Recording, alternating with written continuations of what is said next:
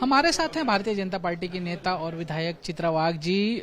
Ma'am, national data crime का जो है वो जारी हुआ है, जिसमें पुणे महाराष्ट्र में सबसे अव्वल है आपराधिक मामलों में, खास करके महिलाओं से जुड़े हुए मामलों में। नहीं, ये बड़ी दुखद बात है कि ये जो घटनाएं घट रही है, हमने देखा कि अगर आप ठीक से इस घटनाओं की जांच करें तो आपको पता लगेगा कि पॉक्सो की केसेस में बहुत ज्यादा बढ़ोतरी वहां पे दिखाई दे रही है।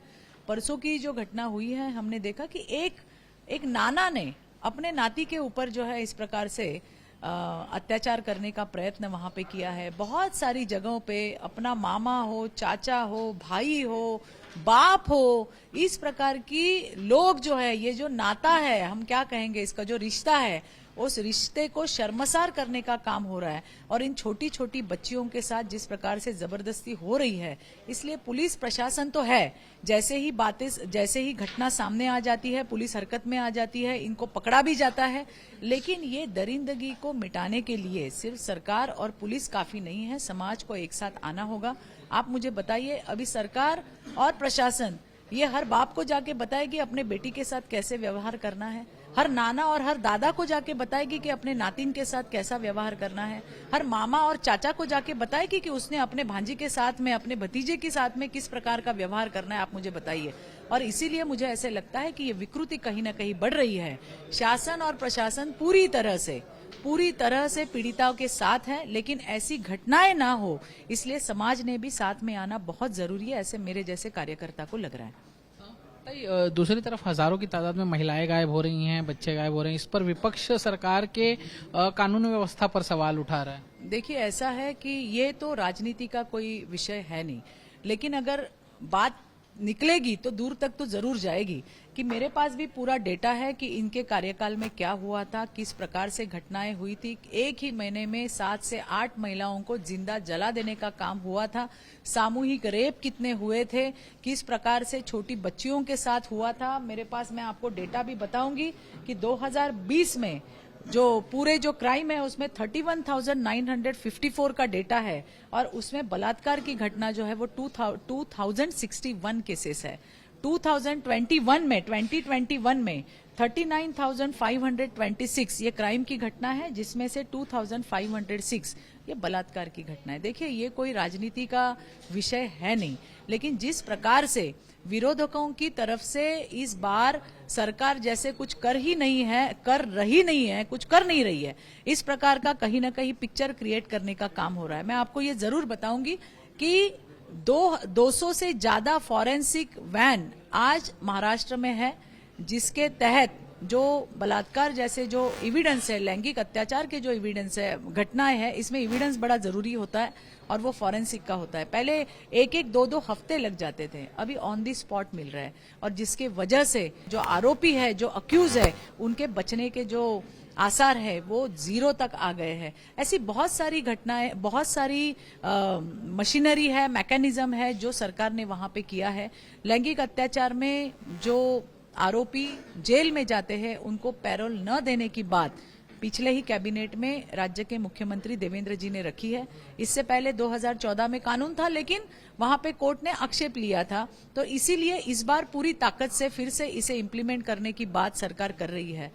महाविकास आघाड़ी का जब सरकार था, तब बिल्कुल शक्ति कायदा जो है उन्होंने लेके आए थे, जिसमें बलात्कार जैसी घटनाएं, फास्ट ट्रैक, ऐसी सारी जो बातें थी वो उसमें थी। तभी आईपीसी और सीआरपीसी की कानून वहां पे थे। आईपीसी लगती थी, सीआरपीसी लगते थे, उसके बाद में बीएनएस आ गया, बीएनएनएस आ गया, और इसीलिए फिर इस कानून को नए कानून के साथ जोड़ना बड़ा जरूरी हो गया। पिछले ही बजट सेशन में राज्य के मुख्यमंत्री देवेंद्र जी ने बहुत सारे उसमें और एडिशन किए हैं, जिसमें डिजिटल ऑनलाइन में महिलाओं को तकलीफ देना, उनके फोटो मॉर्फ करना, उनको ब्लैकमेल करना, ऐसी बहुत सारी चीजें उसमें इंक्लूड की गई है। इतना ही नहीं, जो एसिड अटैक विक्टिम है उनका भी नाम रिवील करना, उनका चेहरा दिखाना, इसको भी गुनाह माना गया है। इस प्रकार की बहुत सारी सुविधाएं वहां पे दी है। शासन प्रशासन पूरी तरह से महाराष्ट्र में महिला और बच्चों के साथ जो लैंगिक अत्याचार होते हैं उसके लिए 0 टॉलरेंस पॉलिसी अपनाई हुई है और उसी प्रकार से काम कर रही है। ये जो घटनाएं हो रही है, जिस प्रकार घटना होती है तुरंत आरोपी को पकड़ा जाता है, लेकिन घटनाएं ही ना हो इसलिए हमें सबने सजग और सतर्क रहना बड़ा जरूरी है, ये मुझे लग रहा है। मैम, सुबह संजय सिरसाट जी जो मंत्री हैं उन्होंने एक आरोप लगाया कि निदा खान जो अरेस्ट हुई उसको छुपाने के पीछे और महाराष्ट्र में जो धर्मांतरण और लव जिहाद के मामले हो रहे हैं उसके लिए इम्तियाज जलील नाम लेकर उन्होंने कहा और उनकी पार्टी MIM मास्टरमाइंड है, ये इसके पीछे जिम्मेदार है। देखिए ऐसा है कि शिरसाट जी मंत्री है और संभाजी नगर से ही है, और ये जो निदा खान जो काफी दिनों से मिल नहीं रही थी, एब्सकॉन थी, वो संभाजी नगर में ही मिली है। उनके पास कुछ जानकारी होगी तो उन्होंने बोला होगा, जिस बारे में मुझे पता नहीं है। लेकिन ये बात जरूर है, धर्मांतर के, जबरदस्ती के धर्मांतरण के घटनाएं हो रही है, लोगों को जबरदस्ती की जा रही है। TCS जैसे मामलों में ये जो बातें हैं वो सामने आई है। लव जिहाद की घटनाएं बिल्कुल हो रही है, बच्चियों को बहला फुसला के उनको भगाने का काम हुआ है। ये मैं इस बेस पे कह रही हूँ क्योंकि बहुत सारी घटनाएं सामने आई है, हम देख रहे हैं।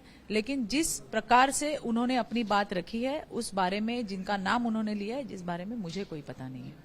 मैम, कल मुंबई महानगर पालिका में एक संदर्भ में एक मामला दर्ज हुआ आजाद मैदान पुलिस स्टेशन में, इस संदर्भ में क्या? देखिए ऐसा है कि एक लड़की है जो वहां पे काम करती है और उसी के डिपार्टमेंट के जो इंचार्ज एक आदमी था जिसका नाम कुछ इरफान या अशफाक ऐसे कोई नाम था, और वो उसे बहुत टॉर्चर कर रहा था। उसके मामा के साथ वो मेरे साथ आई थी, और जब वो मेरे पास आई मैंने सारी बातों का जो है संज्ञान लिया, और उसके बाद उसे हमारी मेयर है, हमारे स्टैंडिंग कमेटी के चेयरमैन है, हमारे सभागृह नेता है, उनके सामने मैंने ये बात रखी कि इस प्रकार से उसे तकलीफ दी जा रही है, और उन्होंने तुरंत एक्शन में आते हुए प्रशासकीय जो है कार्रवाई उसके ऊपर की है, और आजाद नगर पुलिस स्टेशन पे गुना भी रजिस्टर्ड हुआ है। तो अभी जो कानूनी कार्रवाई होगी वो जरूर होगी। जी, FIR में कहा गया कि स्टॉकिंग और क्रिमिनल इंटिमिडेशन जैसे आप गंभीर आरोप लगाए। बिल्कुल बिल्कुल, मतलब आप देखिए कि आज इस प्रकार से उस लड़की के साथ जो हुआ है उसने पुलिस को बताया हुआ है, और मेरे जैसे जिम्मेदार नागरिक का काम है कि अगर महिलाएं हमारे पास इस प्रकार की तकरार लेके आती है तो उसके ऊपर कार्यवाही हो, और मुंबई महानगर पालिका ने तुरंत हरकत में आते हुए उसके ऊपर कार्रवाई की है, और वैसे ही पुलिस में FIR भी हुआ है, तो पुलिस भी हरकत में आई है। आने वाले दिनों में हमें पता लगेगा कि क्या हुआ है। मैम, आखिरी सवाल, तमिलनाडु गवर्नर के पास जो प्रस्ताव आया था सरकार स्थापन करने का वो उन्होंने स्वीकार नहीं किया, जिस पर संजय राउत ने कहा है कि बीजेपी में बहुत सारे होशियारी हैं, कोई धोती में है तो कोई सूट बूट में है। देखिए ऐसा है कि सुबह उठ के कुछ भी बोलना ये उनका काम है, और वो क्या बोलते हैं उस हर बात पे जवाब देना हम जरूरी नहीं समझते। मुझे लगता है कि इस बारे में हमारे प्रवक्ता, जो मुख्य प्रवक्ता है नवनाथ जी, इन्होंने इस पे अपनी बात रखी है।